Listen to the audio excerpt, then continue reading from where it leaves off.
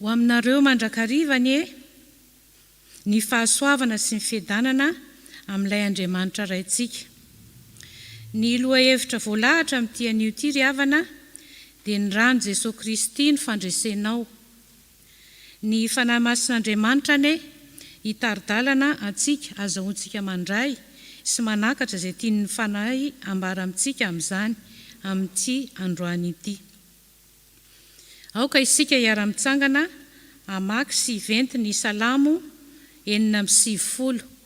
Salamo 9:20 ka hatramin'ny 10. Rehefa hita dia raha antsika mamaky. Mira firam-baovao ho an'i Jehova, mira ho an'i Jehova ary tany rehetra, mira ho an'i Jehova, misaora ny anarany. Lazao isan'andro ny famonjeny mahafaly.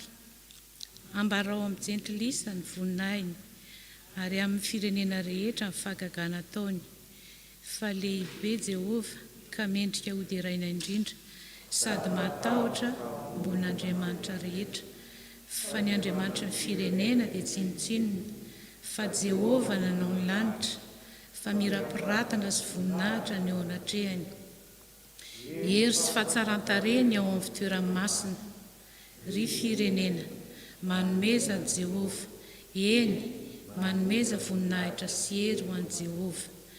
Manomeza ny Jehova ny voninahitry ny anarany, mitondra fanatitra ka makanesy eo an-kianjany, miankohofo eo anatrehany Jehova amin'ny fiaingona masina, mangovity eo anatrehany ry tany rehetra. Lazao amin'ny jentilisa fa Jehova no mpanjaka. Anoizantsika n'izany teny izany dia mbola ataontsika ny hira fa 420, andininy 1, 2, 3 iderahantsika an'Andriamanitra.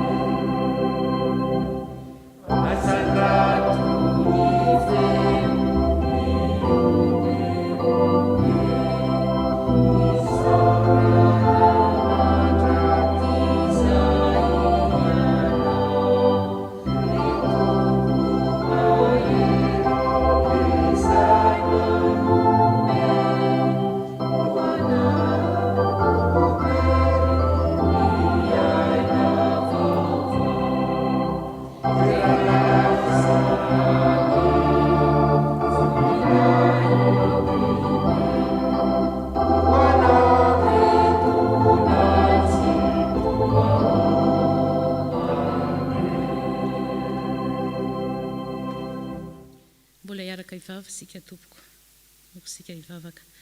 Ry Andriamanitra rainay masino, midera sy mankalaza anao zahay, fa Andriamanitra tsara ianao, Andriamanitra be voninahitra, mpanjaka ny mpanjaka, avo indrindra, misaotra amin'ny fitiavanao, misaotra amin'ny fitahianao isan'andro, nomenao tombonandro, hery sy tanjaka fifaliana.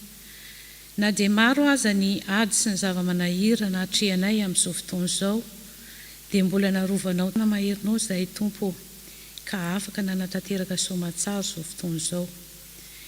Te hideranao izahay, te hisaotranao amin'ny fonay rehetra, koa aoka tompo ho tanteraka aminay ny firaisana aminao. Koa dia mangataka ny fanatrehanao izao fotoana izao izahay tompo malalo. Ampangino izay ferohetra tsy avy aminao, tsy hanana anjara toerana amin'izao fivoriana masina izao, ka tsy hisaraketo kosa izahay raha tsy nandray ny fanavaozana amin'ny fanahinay indray. Dia masiny tompo izao fotoana androany izao mba ho voninahitry ny anaranao irery ihany. Misaotra tompo. Amen. Petraka amin'ny fiangonana.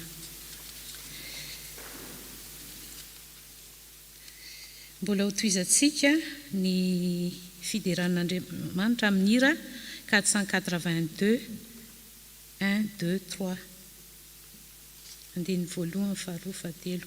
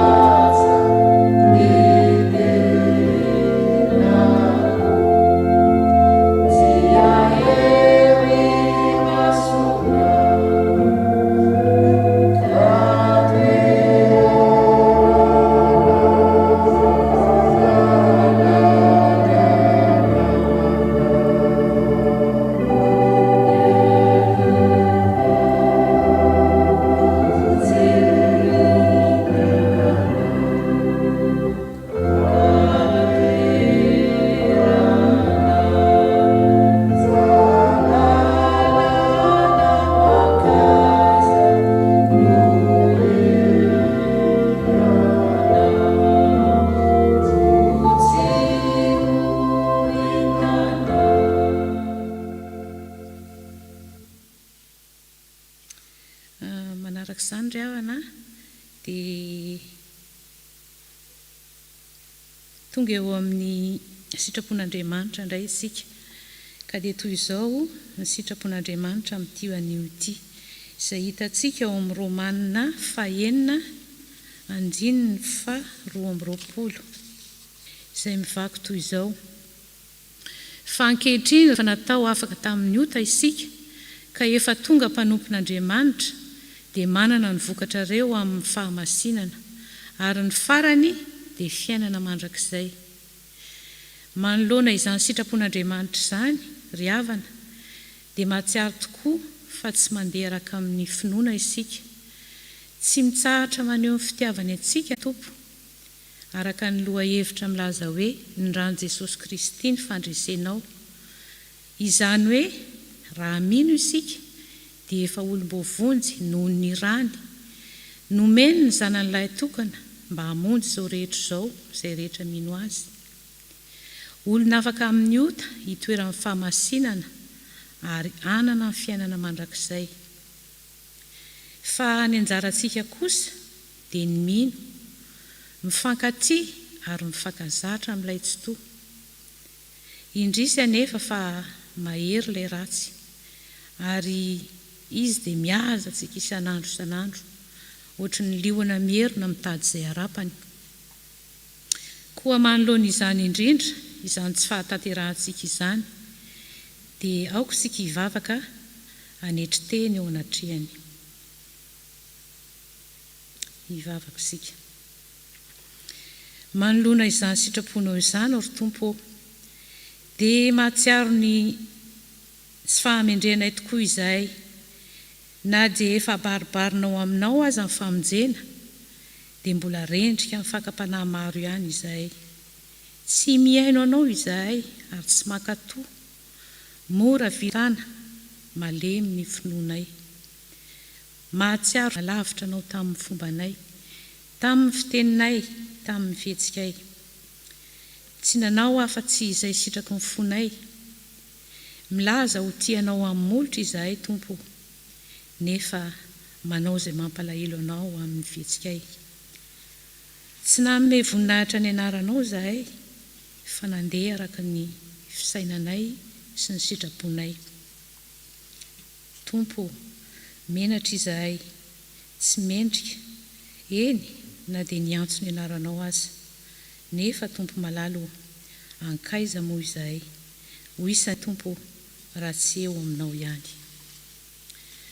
Koa indreto izahay manantona anao ampanetretena, mangata-pamelana aminao, mifona aminao Tompo.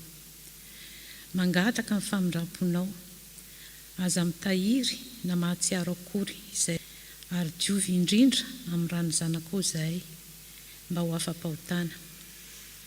Meteza anavaonay isan'andro Tompo, andraisanay ny famonjena ary azahoanay mandeha araka ny sitraponao amin'ny andronay sisa rehetra. Ary izany dia ho voninahitry ny anaranao irery ihany. Miaraka amin'ny fiangonana. Rirainay be famindrapo, mitalao aminao izahay, mamelà ny elokay, diovy izahay ho afa-pahotana, sasao izahay ho afa-keloka, ary avaozy ny fanahinay mba ho vonin-kanompo anao. Ny fitiavan'i Jesosy Kristy zanakao, mpamonjy, no angatahanay aminao. Amen.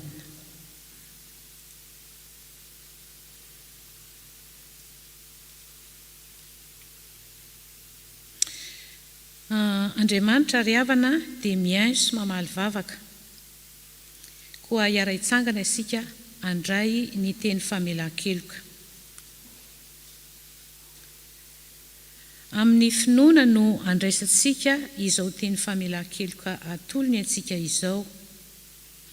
Mamindra fo sy miantra Jehova, maharo-po sady be famindrapo.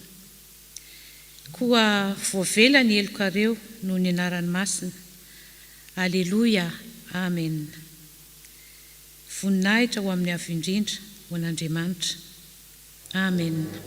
Mipetraka amin'ny fiangonana.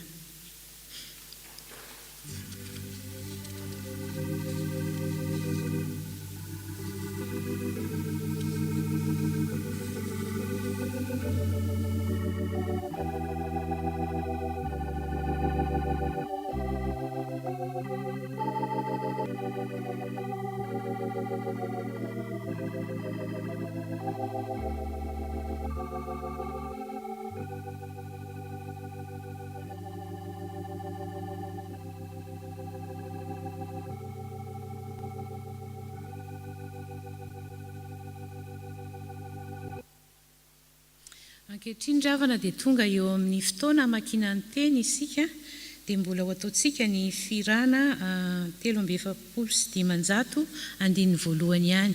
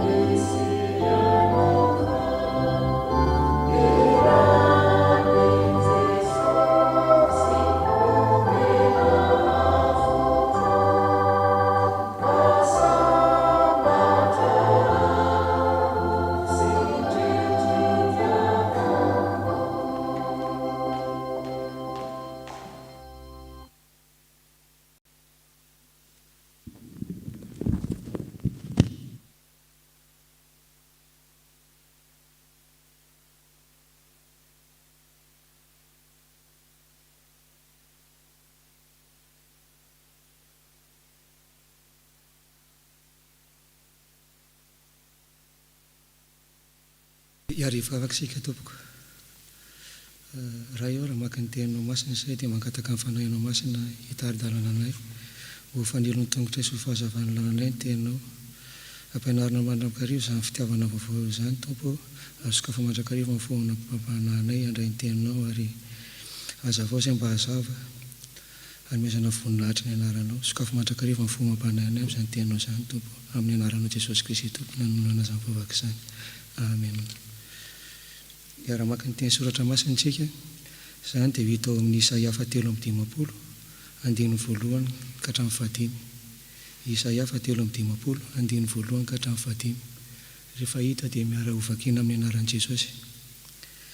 Iza ny tena nampitondraina anay ary iza ny nampisehoana ny sandrin'i Jehova. Fa naniry teo anatrehany tahaka ny zanakazo madinika izy sy tahaka ny solofokazo amin'ny tany karakaina. Tsy nanana endrika na fahatsaran-tarehy izy ary raha nijery azy isika dia tsy nisy antsara-tarehy haniritsika azy. Natao tsinitsinina sy ny laviny olona izy, lahilahy ory sady zatra ny fahoriana ary tahaka izay tsy tian'ny olona kojerena akory izy. Natao tsinitsinina izy ka tsy mba nahoantsika. Nitondra narehintsika tokoa izy sady nivesatra ny fahorintsika. Kanantsy isika kosa nanao azy nokapohina sy nasian'Andriamanitra ary napahoriana. Nefa izy dia voalefina noho ny fahadisoantsika sy ny toritoriana noho ny helontsika. Ny fampijaliana nahazahoantsika fihavanana no namelezana azy ary ny diakapoka taminy no nahasitranana antsika. Amen.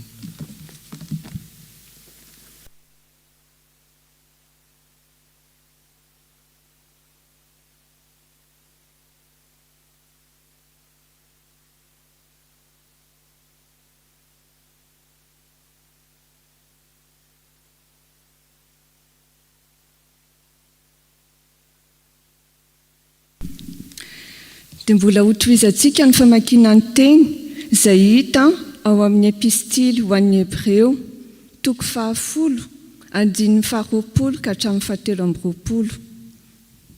Hebreo 10 andiny 20 ka hatramin'ny 17. Rehefa hita dia vakiana amin'ny anaran'i Jesosy. Amin'izany lalana natokana ho antsika dia lalana vaovao sady velona.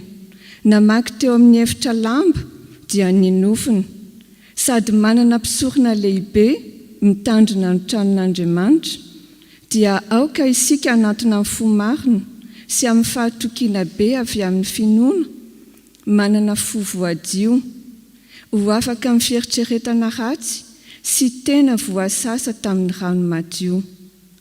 Aoka ho azontsika mafy ny fanekena ny fanantenana mba tsy hozogozonany, fa mahatoky ilay efanao ny teny fikasana.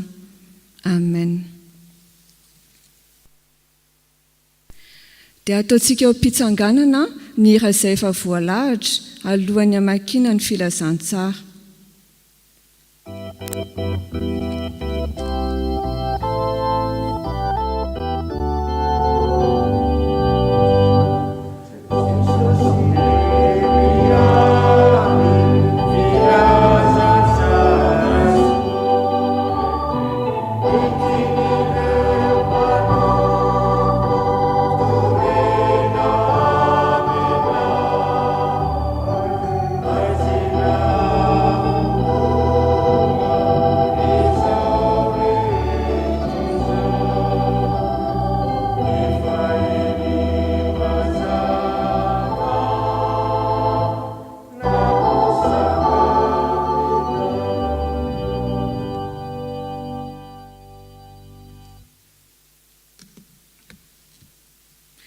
dia mbola hotoizantsika ny famakiana ny teny izay hitantsika eo amin'ny filazantsara nosoratan'ny Lioka toko 2:20 andininy 7:30 ka hatramin'ny 4:70.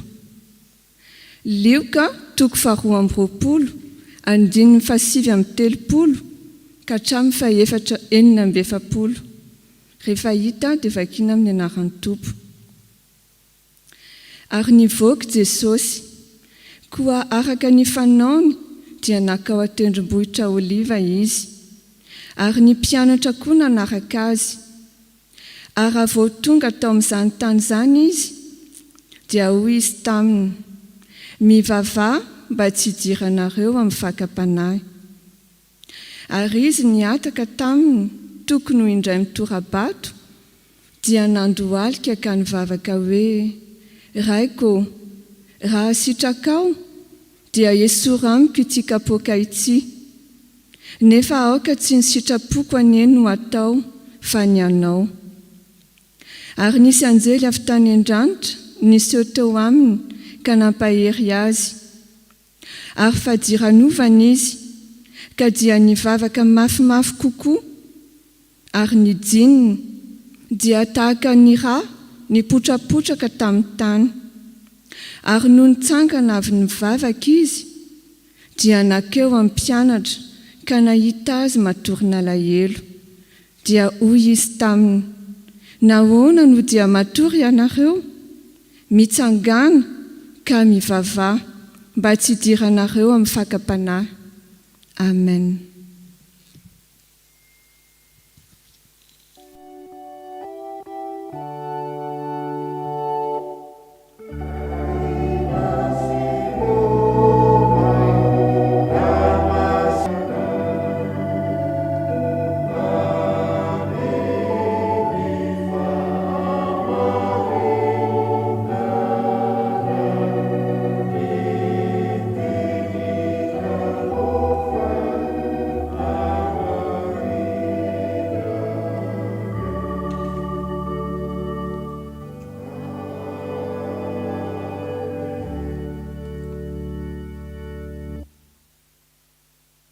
Ny tondrany mpanompon'Andriamanitra dia mbola ho ataontsika ny hira 9:7 andininy 1 sy 4.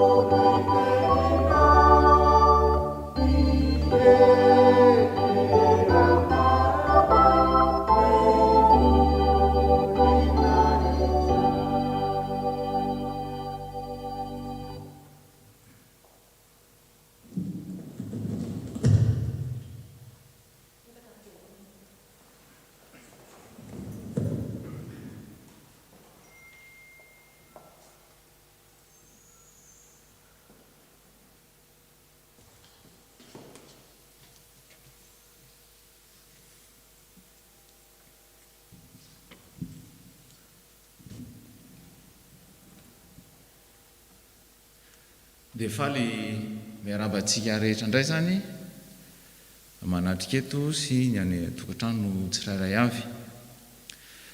Ny foto-kevitra izay hodiniantsika dia ny rano Jesosy no fandresenao.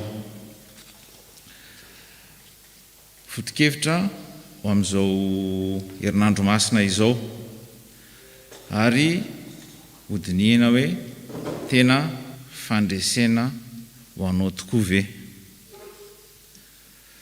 Raha ataontsika grefy mantsy eo amin'ny fiainantsika ny fiaina kristianina, zany hoe manana fiainana ianao, dia manana asa, manana trano, dia grefenao eny ambonin'ireny ny fiainanao maha-kristianina anao, dia matetitetika zany dia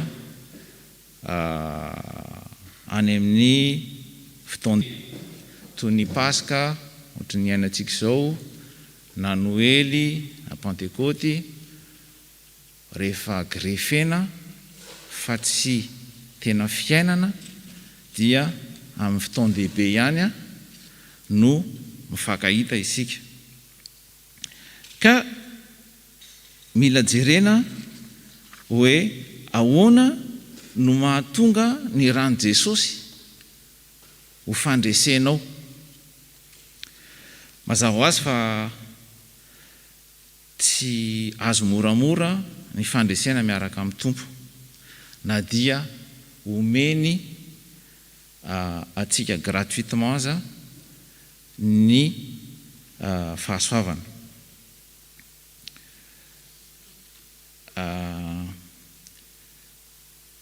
Ankalaza ny Paskitsika dia izao fotoana izao hoe aiza ho aiza ny fahafantarantsika ny fanavotan' Jesosy atsika tsirairay avy. Omaly zao dia niresaka ny azo fijaliany Jesosy, hoe ny azo fijaliany Jesosy no fifaliana. Dia tia anontany hoe tena zay tokoa ve le izy sa refrain marina amintsika ve, sa mijanona anniversaire fotsiny isan-taona ny fotoana toy izao. Ny androany loha hevitra dia hoe ny rano Jesosy ny fandresenao, misy dikany amintsika ve izany teny izany. Novakina teo ny Isaia 3:20 dia manome antsika tantara somary mampalahelo, maizimaizina ihany, amaritana ny zavatra nahazo an Jesosy. Fantatsika Jesosy no resahana ao amin'io Isaia 3:20 io. Saingy ny namantsika jiosy zao dia tsy mahazo mamaky an'io Isaia 3:20 io, na dia ao amin'izareo ara disponible ao le boky, fa tena interdit. Dia na amin'ireo izay namaky zany, satria le boky ao ihany dia tsy azo vakiana, fa antsika moa mahafantatra fa rehefa misy zavatra tsy azo atao zay dia vao mainka ny olona manao. Dia be dia be mihitsy zany ny jiosy mamaky an'io Isaia 3:20 io, dia nisy résultat na recherche faraparany teo dia nisy olona 500,000 personnes jiosy niova fo ho an'i Jesosy ny fahalalana, ny fahamarinana avy amin'io Isaia 3:20 io. Ka inona tena finosin'le lahatsoratra? Averiko vakiana kely izy teo hoe tsy nanana endrika na fahatsaran-tarehy izy, ary tahaka izay tsy tian'ny olon-kojerena akory izy, natao tsinotsinona izy ka tsy mba nahoantsika, nitondra ny aretintsika tokoa izy, sady nivesatra ny fahoriantsika. nefa izy dia voalefina no fahadisoantsika sy ny torotoronina no ny elontsika. Ny fampijaliana nazahoantsika fihavanana no namelezana azy, ary ny dia kapoka taminy no nahasitrana antsika. Taona 770 taona alohan'i Jesosy Kristy no nirelevena tamin'ny Isaia io teny io. Ary ny dia kapoka taminy no nahasitrana antsika. Tena sitrana ve isika 2000 taona aty aoriana? Tena mahasitrana antsika ve ny dia kapoka taminy? Sa maratra fotsiny izy dia tsy mahasitrana antsika akory ny ratra nahazo azy? Mety possible. Ary io dia samy misy olona mety efa naharitra ela be tato am-piangonana, manana andraikitra betsaka, miadidy zavatra maro, kanefany tsy mbola tonga amin'ilay hoe dia kapoka taminy no nahasitrana antsika. Efa ny hoe dia kapoka. Rehefa mamaky ny testamenta vaovao tsika dia miverina matetika ao amin'ny testamenta vaovao ny hoe fahateram-baovao, fahasitranana, fahafahana amin'ny fitsarana, fahafenona. Fa ireo teny rehetra ireo dia teny iray ihany amin'ny teny grika, dia hoe sozo, SOZO. Izany hoe ny raha efa misy tsy fahafenona zany ao amin'ny zavatra tiana tenenina dia ny teny grika mianglobe azy hoe sozo. Ka mila jerena hoe inona ilay sozo. Ny sozo zay ny amin'ny teny grika zany dia hoe fitambarana, fanambinana, fanasitranana, fanafahana, fiarovana, fanamasinana. Misy zavatra maro lasa package anankiray dia rehefa tanteraka io Isaia 3:50 io dia io package anankiray manontolo sozo io no mameno ny olona anankiray. Ny devoly Ejepita dia mitazana ny zavabita ataon'Andriamanitra dia manana oety miady koa izy, ary ozina ny filaza azy moa zany. Dia zavatra telo ihany ny devoly rehefa kotiana zany ny zavatra nanany amin'ny ozina, dia ny fahantrana, ny fahafatesana mandrakizay na ny mort éternel, dia ny aretina. Ireo telo ireo no ozina zay afafin'ny devoly amintsika. Ary ny sozo zay forfait ananantsika kristianina, ireo ihany zany no afaka miady sy mandresy amin'izany ozina misy amin'ny fasy amin'ny fiainantsika zany. Ka amin'ny Hébreu 2:2-7 dia misy an'izao teny izao hoe ataontsika ahoana no fandositra izao famonjena lehibe izao. Amin'ny teny frantsay izy dia tena mahagaga mihitsy izy hoe comment échapperons-nous en négligeant un si grand salut. Zay izy amin'ny teny frantsay. Ataontsika ahoana no fandositra raha tsy mitandra izao famonjena lehibe izao sika. Ahoana no hialantsika amin'ny fahantrana raha tsy mino ny fahasoavana isika. Ahoana no androsirantsika ny fahafatesana raha tsy mino ny azo fijaliana isika. ahoana no ialantsika amin'ny aretina raha tsy mino ny fanasitranana isika. Ny famonjena dia drafitra iray famerenana amin'ny laoniny izay zavatra simba. Le nyteneny teo zany dia hoe ao amin'io saozao io misy ampahany, fanambinana, fanasitranana, fanafahana, fiarovana, fanamasinana, etc etc.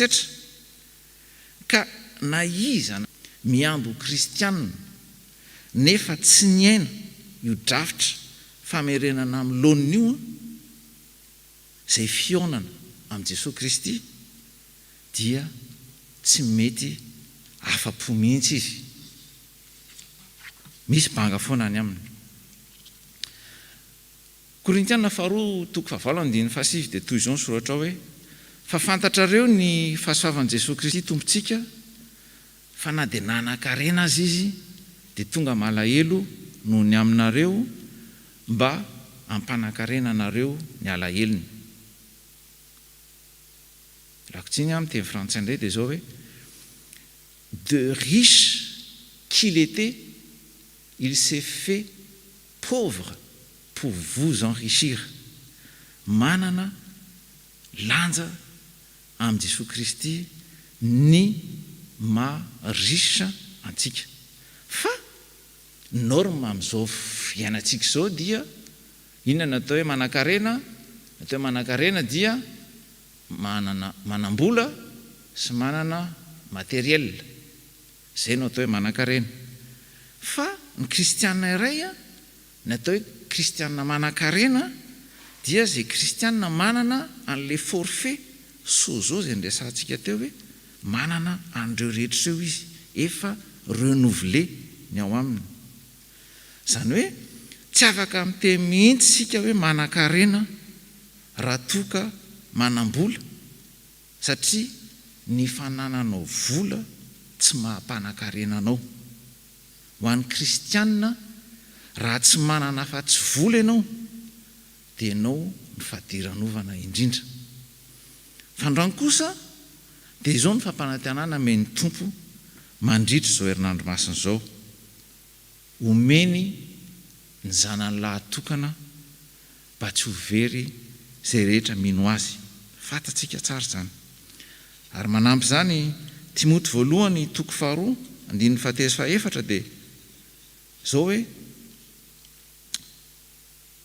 izay tia ny olona rehetra ho vonjena ka ho tonga amin'ny fahalalana ny marina. Raha le Jauna 2:7 teo dia misy condition izy teo hoe izay rehetra mino azy.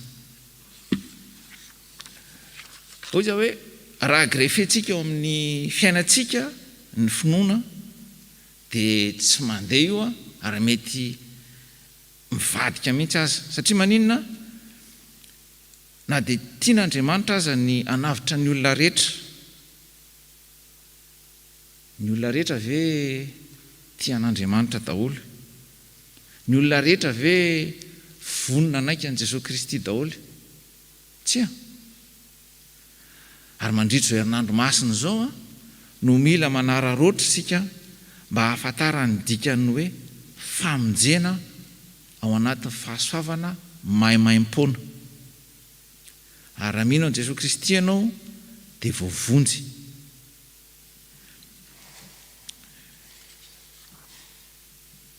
Aka sarikevitra ray aho hoe ahoana zany famonjena maimaim-poana zany, ahoana ny fandraisana azy zany?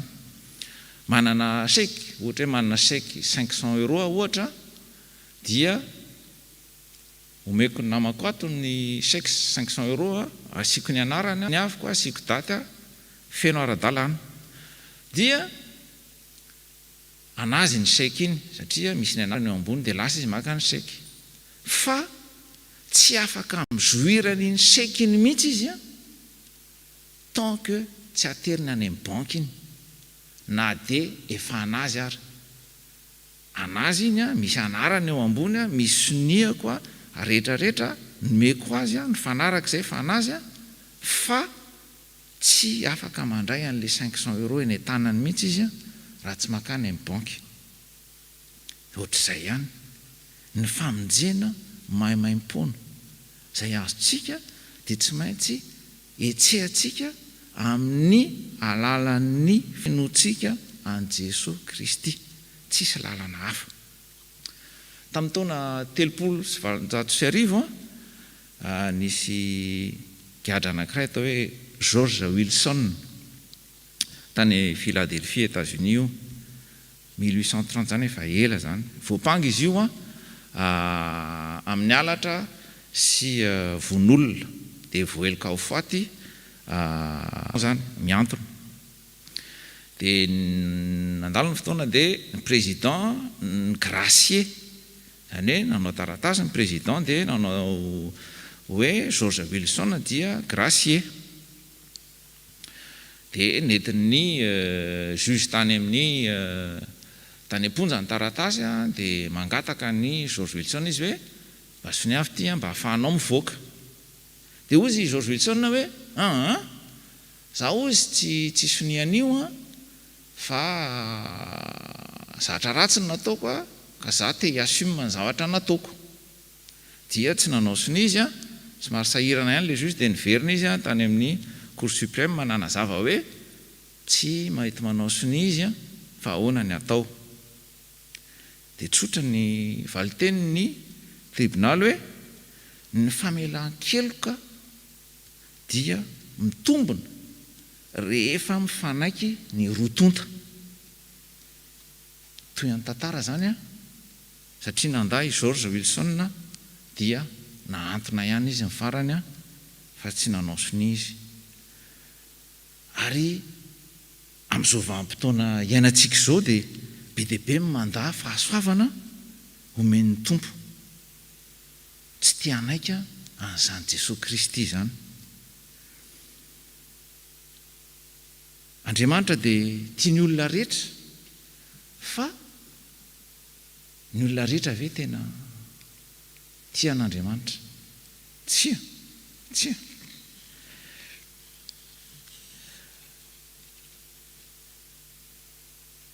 Azo fijaliana nisy an' Jesosy Kristy iny ve raha tsy nisy raha latsaka dia nanahoana? Raha tsisy raha latsaka teo amin'iny azo fijaliana iny dia azo tsotra ihany iny fa tsy nisy zavatra fanampiny. Korintiana voalohany 2:7 dia hoe fa ny teny ny amin'ny azo fijaliana dia fahadalana ho an'izay ho very, fa herin'Andriamanitra kosa ho antsika izay ho vonjena. Ary tena misy mystère mihitsy ny azo fijaliana. Ny azo lazaina voalohany ny amin'ny azo fijaliana dia ny mystère ny famelan-keloka izay nataon'i Jesosy eo amin'io azo fijaliana io. Amin'ny teny grika dia hoe aphesis ny anaran'izay famelan-keloka izay. Afaka amin'ny zavatra maro, afaka amin'ny fanandevozana, afaka amin'ny fahotana, ohatrany tsy misy ninona mihitsy zany rehefa miala teo amin'ilay état initial. Mamela izay tsy nety taloha. Toy izany koa ny Romanina 5:19 izay fantatsika tsara dia fa Andriamanitra nampiseho ny fitiavana antsika fa fony mbola mpanoty isika dia maty hamonjy antsika Kristy. Ary teo amin'io azo fijaliana io dia antsika ny tantara fa nisy roalahy teo amin'ny ankavia iray dia indray amin'izy ireo nangataka mibebaka izy dia nangataka famelan-keloka tamin'ny tompo. Rehefa nangataka famelan-keloka tamin'ny tompo izy dia tsy niteny mihitsy ny tompo hoe midina aloha ianao dia andana aloha mifona any amin'izay olona nanaovanao ratsy. Olona efa miantona ery ambony ery tsy afaka midina intsony, fa ny zavatra nisy dia izao ny tompo no nanadio azy ary nomeny androany ianao no io anamiko any am-paradisa.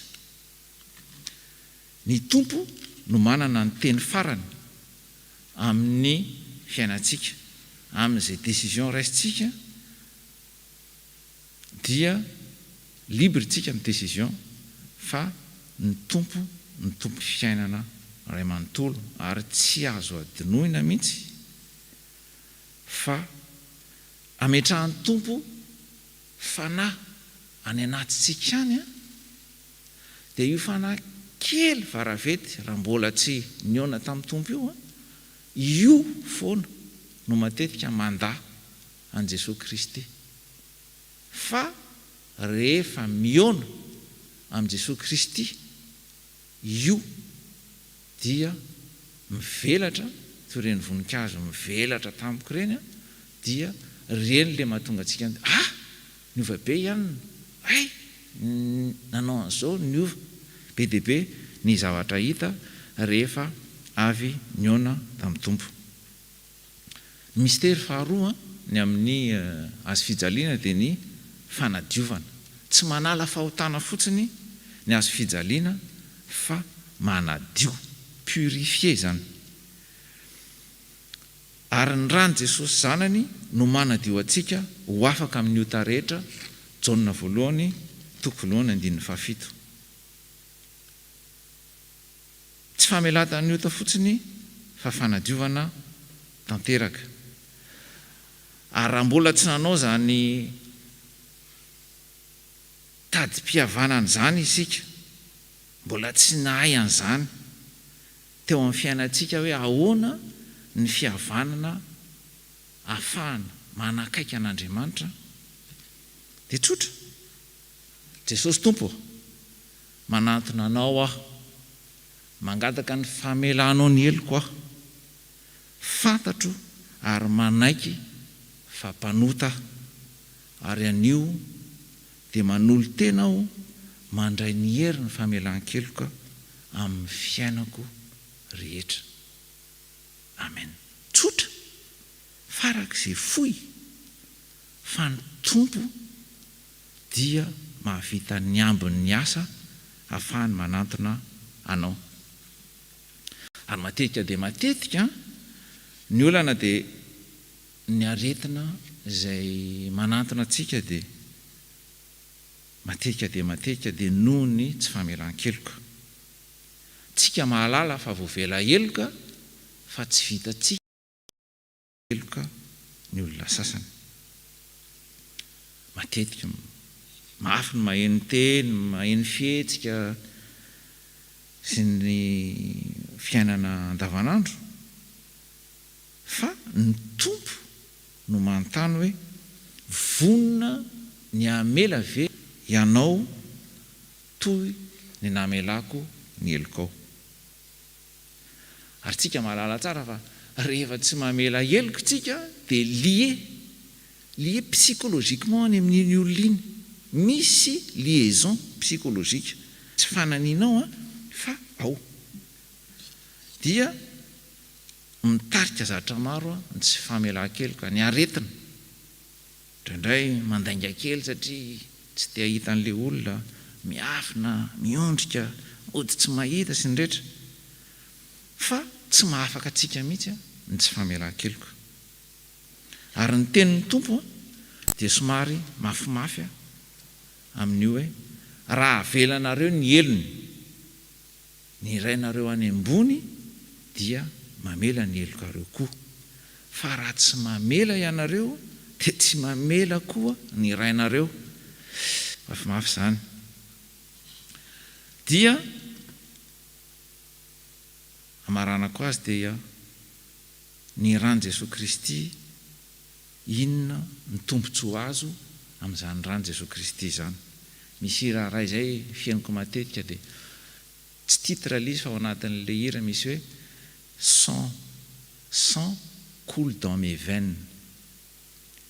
Ny rany Jesosy Kristy mirioka any anatin'ny lalan-drahako any.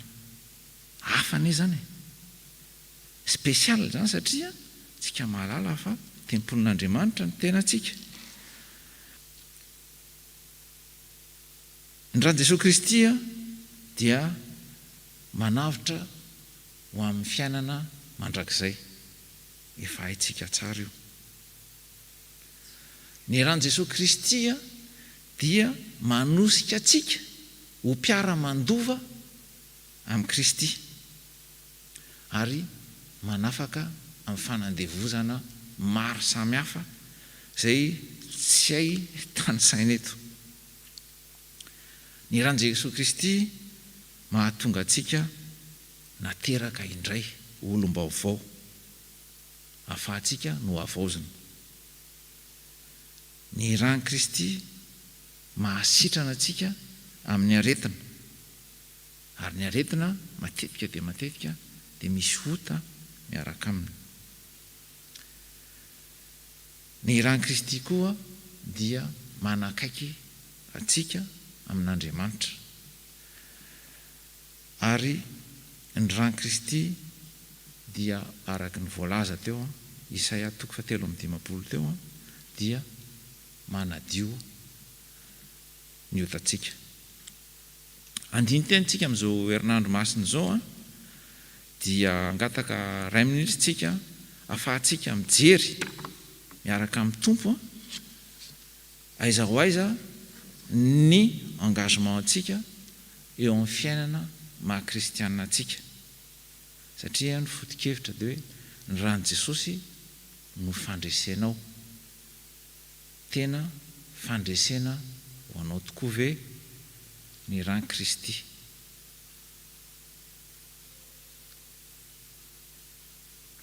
Amen.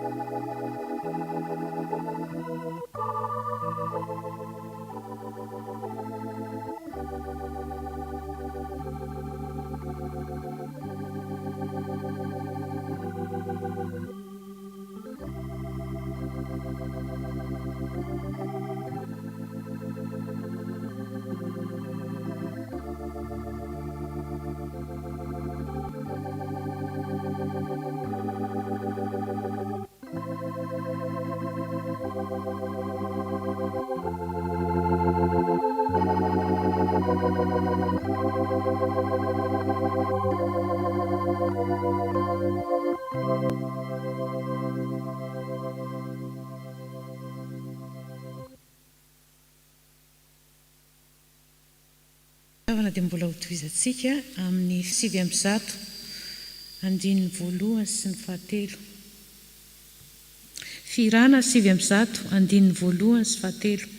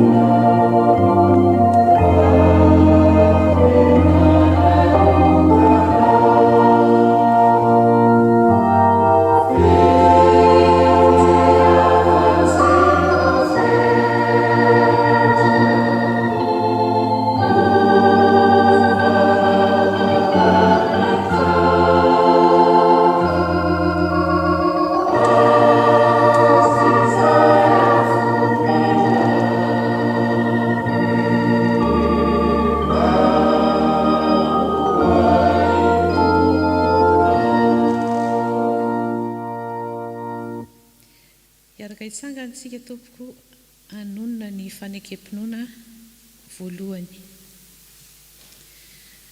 Mino an'Andriamanitra raitsoa aho, mpanao ny lanitra sy ny tany. Mino an' Jesosy Kristy zanak'iray tompontsika, izay tompona tamin'ny fanahy masina, nateraka manefitsiny, nijara anao Tolata, nonona tamin'ny hazofijaliana, matika matevina, nirana tamin'ny fiainantsika, nizara tamata ny fahapery, miakatra nandanitra, mipetraka tamin'Andriamanitra Kristy, avy any ny tena sy maty. Mino fanahy masina, ny fiangonana masina maneta Jesosy Kristy, ny fiangonana masina, ny fameaham-pio, fitsarana tena maty, ary fiainana mandrakizay. Amen. Petraka amin'ny fiangonana. Ankehitriny dia tonga eo amin'ny fotoana fanaterana ny rakitra sika tompoko, dia ataontsika ny hira 5:300 andininy voalohany.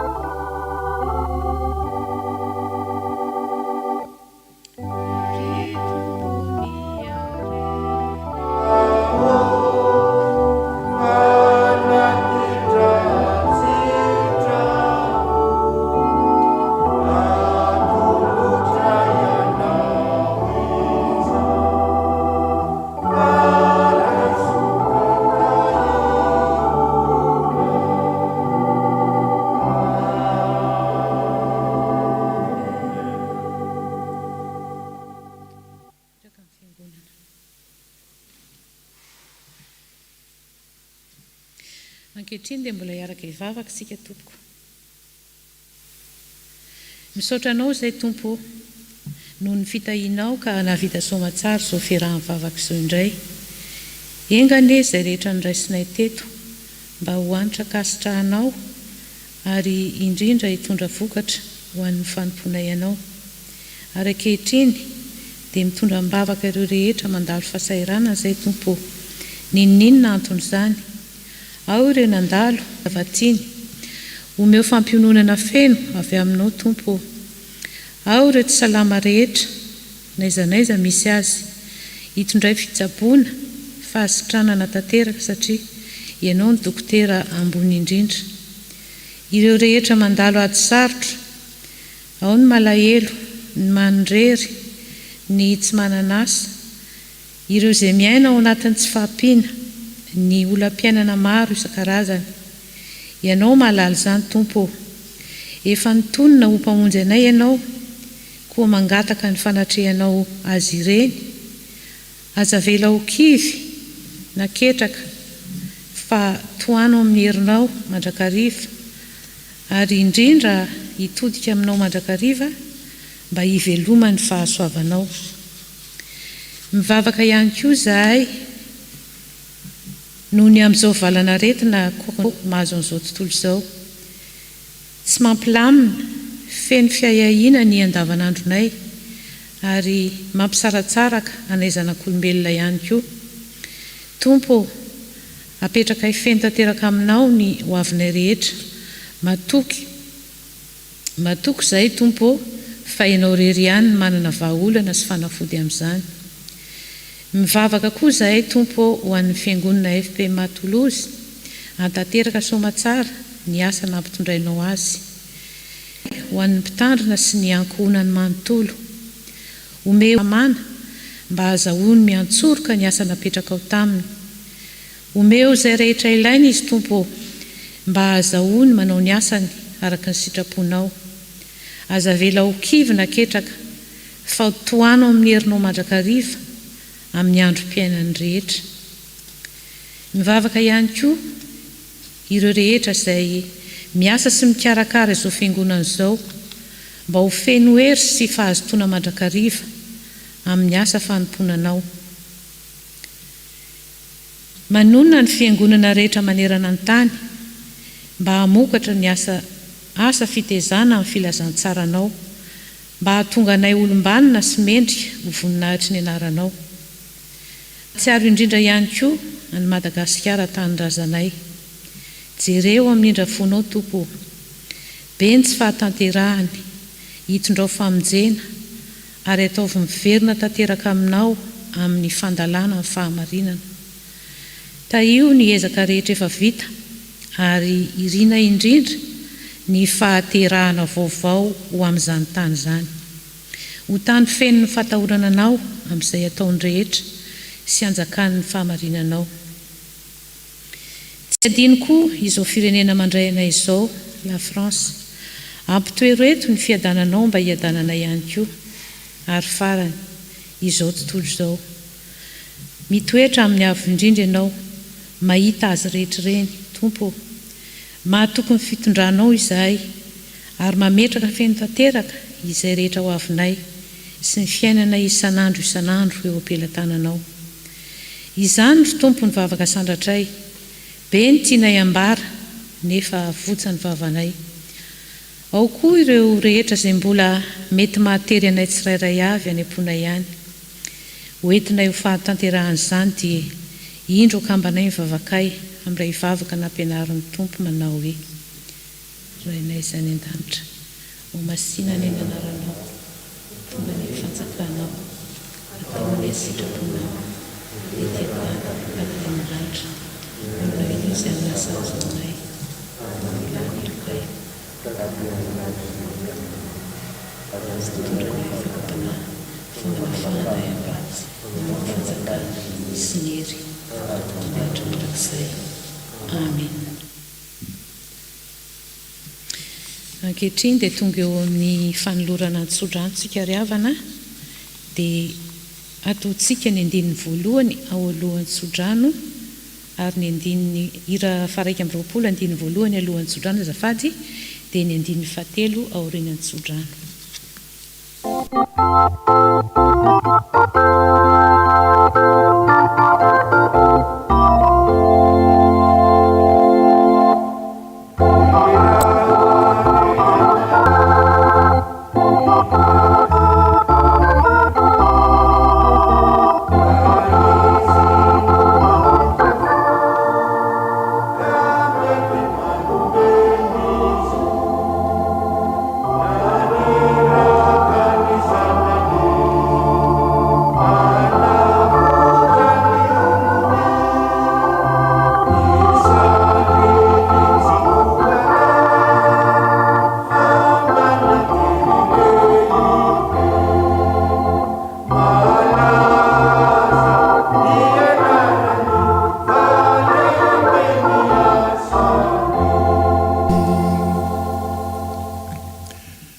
Zao no afatra ho antsika avy amin'ny tenin'Andriamanitra.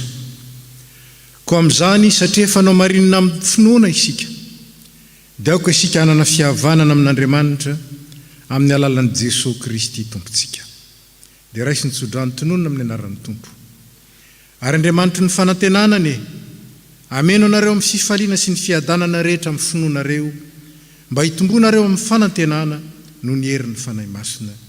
Amen. Amen.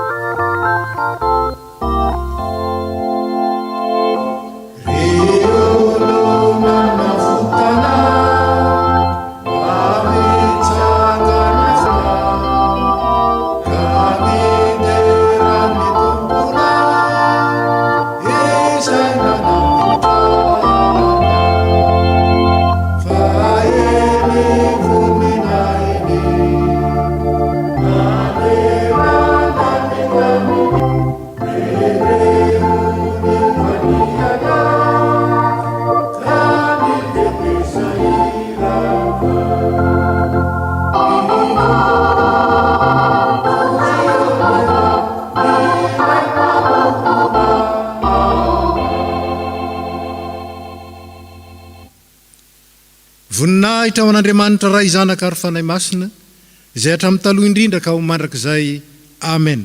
Mandehana amin'ny fiadanana ka manompony tompo.